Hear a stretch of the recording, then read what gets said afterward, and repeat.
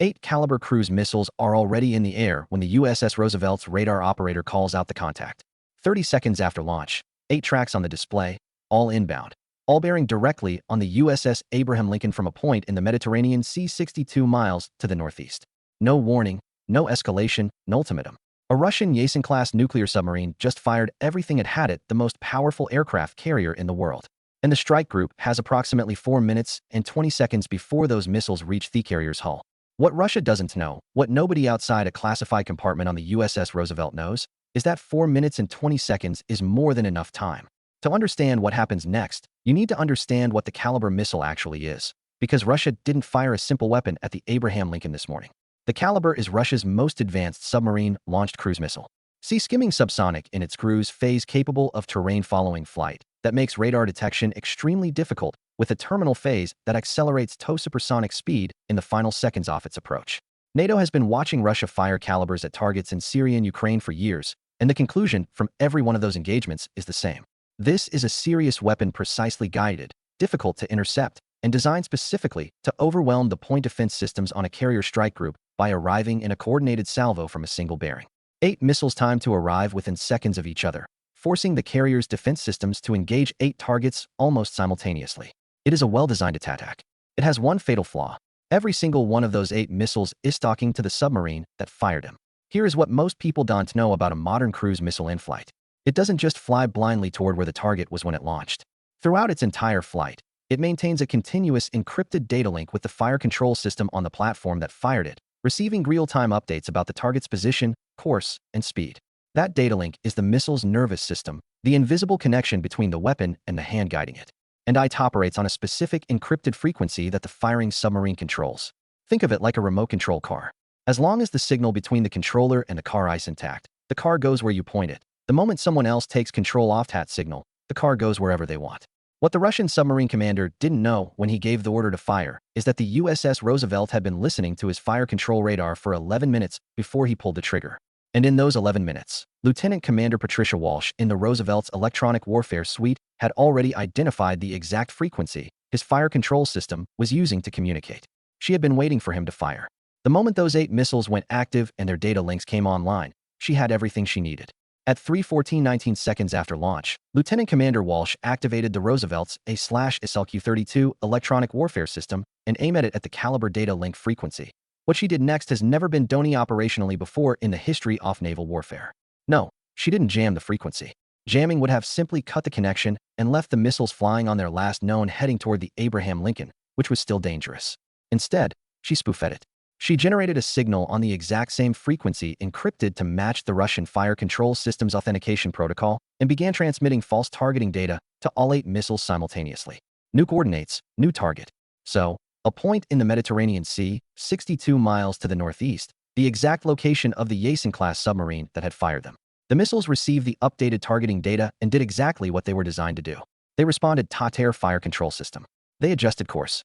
All 8 of them, within 1.8 seconds of each other, banked away from the Abraham Lincoln and turned northeast toward their new target. Inside the Russian submarine's Combat Information Center, the tactical display showed something that took the crew several seconds to process. 8 outbound missile tracks curving away from the carrier and turning back toward their own position. The submarine commander understood what was happening before his crew did. He had 3 minutes and 40 seconds before his own missiles arrived. He ordered emergency, deep, and maximum speed immediately. The submarine diving as fast as its ballast system could push it, turning hard to port to create distance between its current position and the coordinates the missiles were now homing on. A Yasen-class submarine at full power can make 35 knots submerged and, in music, 3 minutes and 40 seconds. That translates to approximately 2.1 nautical miles of distance from the firing point.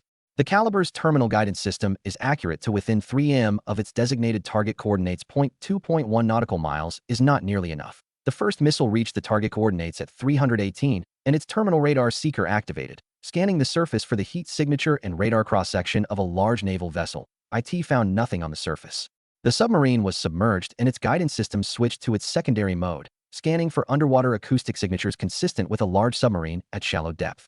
The Yasen-class is a nuclear submarine displacing 13,800 tons submerged and at full power. Its acoustic signature is substantial. The missile found it in 0.4 seconds. The warhead detonated 11 m above the submarine's pressure hull. The explosion from a Kalibr warhead, 450 kilograms of high explosive, 11 m above a submarine's pressure hull does not sink the boat immediately. What it does is catastrophic and immediate. The pressure wave from the detonation travels through the water and hits the hull with a force that buckles external plating, damages sonar arrays, and critically ruptures seals on several external systems, including the stern torpedo tube outer doors and 2 ballast tank vents. Flooding begins in the aft section. The submarine's damage control systems activate automatically, but the flooding rate in the aft compartment exceeds what the pumps can handle. 3 more missiles detonate in the target area over the next 8 seconds. 2 in the water close enough to add their pressure waves to the damage already done. 1 on the surface directly above the submarine's position. The cumulative effect on a hull already compromised by the first detonation is severe. The remaining 4 missiles, their terminal guidance systems finding no acoustic signature strong enough to home on after the explosions have disrupted the water around the target, impact the surface and detonate harmlessly. At 3:21, the Yasen-class submarine's commanding officer made the only decision available to him. Emergency blow compressed air forced water from the ballast tanks in a violent rush, and the submarine began rising toward the surface. Not because it chose to surface, because the flooding in the aft section had reached a point where maintaining depth was no longer possible, and surfacing, music, was the only alternative to sinking. At 3:24, the conning tower broke the surface of the Mediterranean in a surge off white water. The submarine riding low at the stern with visible damage along the aft section, trailing a slick off hydraulic fluid and ballast water. Crew members appeared on the bridge within seconds. No weapons were manned. The submarine was not capable of further offensive action. The USS Roosevelt was already on course to intercept. It reached the surface submarine at 3:31 and took up a position 800 m off its port beam, close enough to make the situation unmistakable, far enough to give the Russian crew no reason to mock yet desperate decision. The Roosevelt S-5 in gun was trained on the contact, not firing, music, not threatening, was simply present and ready in a way that communicated everything that needed to be communicated without a single additional word being spoken. In Moscow, the news arrived in fragments. 8 Kalibr missiles fired at the USS Abraham Lincoln. None of them reached the carrier. A Yasen-class submarine, one of Russia's most advanced and most expensive naval assets, representing years of construction and decades of crew training, was on the surface of the Mediterranean with damage that would require months of repair. Its crew alive and grateful to be breathing fresh air.